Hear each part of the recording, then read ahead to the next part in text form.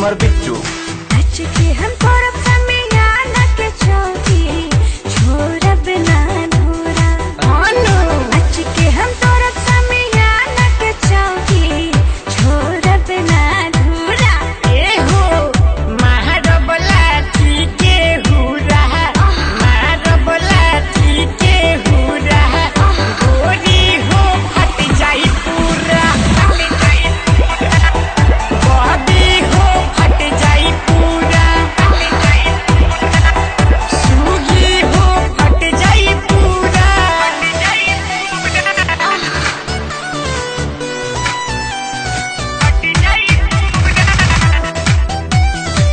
Rockstar singer Navneet राजा।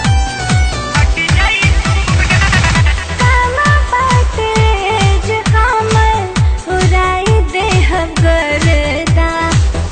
चोली गे तेरा खाके खिलाएब पान जरदा, खिलाएब पान जरदा।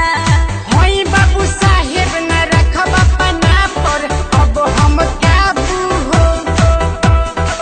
सजनी चोली देखा के ये बबी मन होके बेकाबू हो।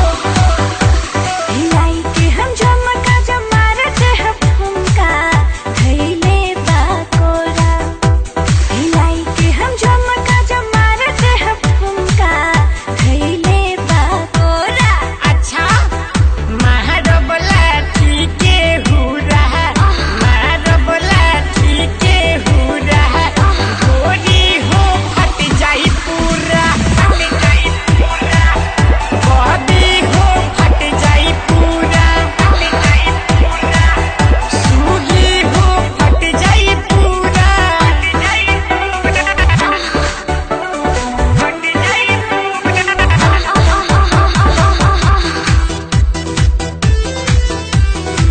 रॉकस्टार सिंगर नवनीत राजा। संगीत विनीत कुमार बिट्टू।